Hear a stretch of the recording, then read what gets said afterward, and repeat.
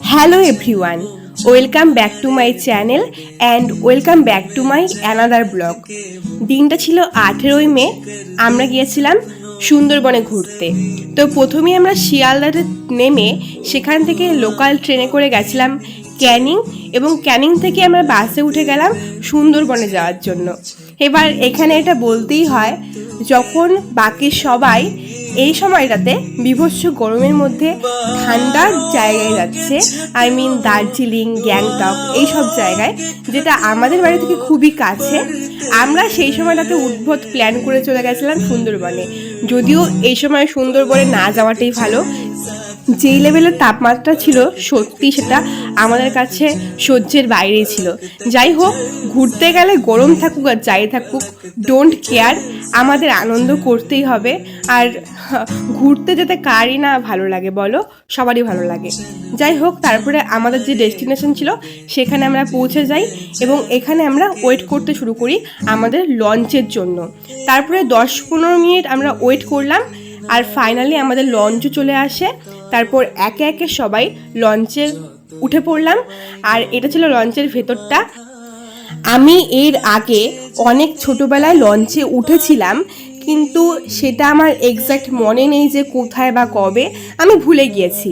কিন্তু অনেক দিন পর আবার লঞ্চে উঠলাম, তাই ঘুরে ঘুরে সব কিছু খুব ভালো করে দেখলাম এবং সব কিছু একটু ভালো করে ফিল নেওয়ার চেষ্টা করলাম। আর এই ভিউটা দেখে আমার একটাই গান মনে পড়ছিল, এই নদীর দুই কিনারে দুই তরণী। সত্যি আমার খুব প্রিয় গান। যাই হোক, ছাড়ো। তারপরে আমরা চলে আসলাম লঞ্চের ওপরটায়। তো এখানে এসে দেখি যে যার পজিশনে চেয়ার নিয়ে বসে পড়েছে। তারপরে আমি চেয়ার খুঁজতে শুরু করলাম। ফাইনালি আমি একটা চেয়ার পেলাম এবং সেখানে গিয়ে একটু রিল্যাক্সে বসে পড়লাম। আর তার কিছুক্ষণ পরে আমাদের কাছে চলে আসে ব্রেকফাস্ট। এখানে ছিল হচ্ছে পুরি, আর সঙ্গে ছিল আলুর ঝোল না তরকারি, হোয়াট এভার, যাই হোক, সঙ্গে ছিল মিষ্টি, লাইক থোড়া মিঠা হো যায়।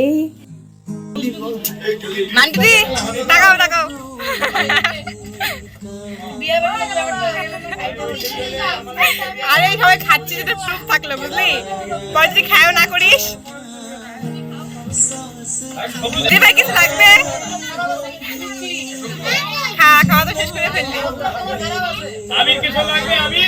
আবির কিছু লাগবে? আবির মালাকার এখন আমি চেয়ার নিয়ে আসি, বসবো, নিতে বসবো।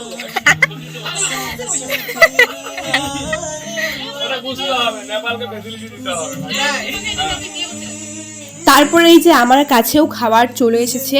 তখন এই ধরো 8:30 থেকে 9টা বাজে, আর বাড়িতে থাকলে এই টাইমে আমি ঘুম থেকে উঠে হয়তো চা খাবো বা খাই, এরকম একটা অবস্থা। আমরা এখন প্রবেশ করছি হ্যামিল্টন সাহেবের বাংলোতে। তবে এই বিষয়ে কিছু কথা বলি।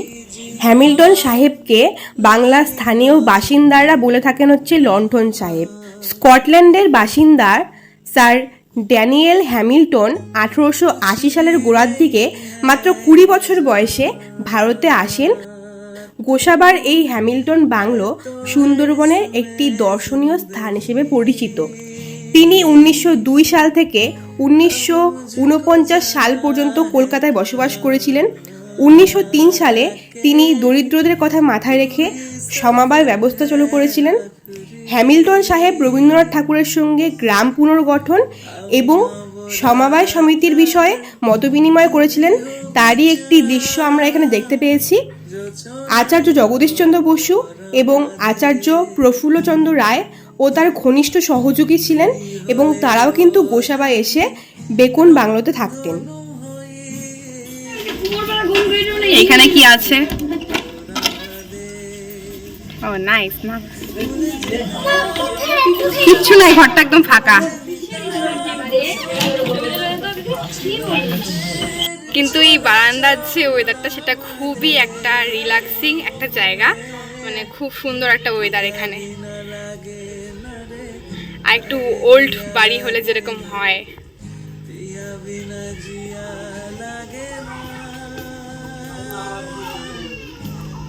আরো একটা রুম আছে, বাট লক করা, না হলে আমার খুব দেখার ইচ্ছা ছিল যে রুমের ভিতরে কি আছে।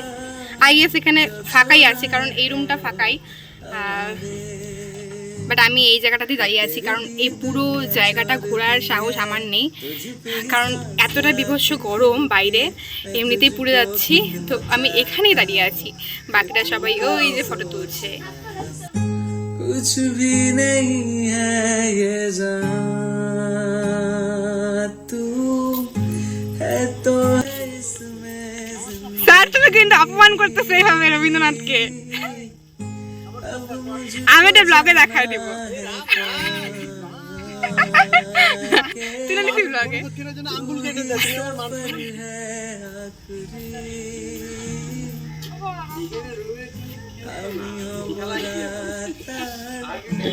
তারপর বাংলোটা ঘুরে এসে আমরা আবার লঞ্চে উঠে পড়ি। তো এবার আমাদের আবার যাওয়ার পালা। আর তারই মধ্যে যে সকালে আমাদের চা দেওয়ার পালা ছিল, সেটা আমাদেরকে দুপুরে দিচ্ছে, মানে আই মিন তখন দুপুর হয়েই গেছিলো। আর তারপর হচ্ছে গিয়ে লাঞ্চের টাইমও হয়েছে, সবাই খেতে বসে পড়ে। আর লাঞ্চে ছিল হচ্ছে গিয়ে ডাল, আলু ভাজা আর 2 রকমের মাছ ছিল, আর চাটনি ছিল। আমি যাই হোক মাছটা আমি স্কিপ করে একদম ডাইরেক্ট চাটনিতে চলে গেছিলাম। তো এখানে আমি ব্লগটা শেষ করে দিচ্ছি, কারণ এরপরে যদি নেক্সট পার্ট দেখাই রাত্রের প্রোগ্রাম, তাহলে ব্লগটা অনেক বড় হয়ে যাবে, অনেক ডিলে হয়ে যাবে, আর তোমরা দেখতে অনেক বোরিং হয়ে যাবে। সো বাই, নেক্সট ব্লগে দেখা হচ্ছে। ना रे जिया लागे ना पिया बिना जिया लागे ना।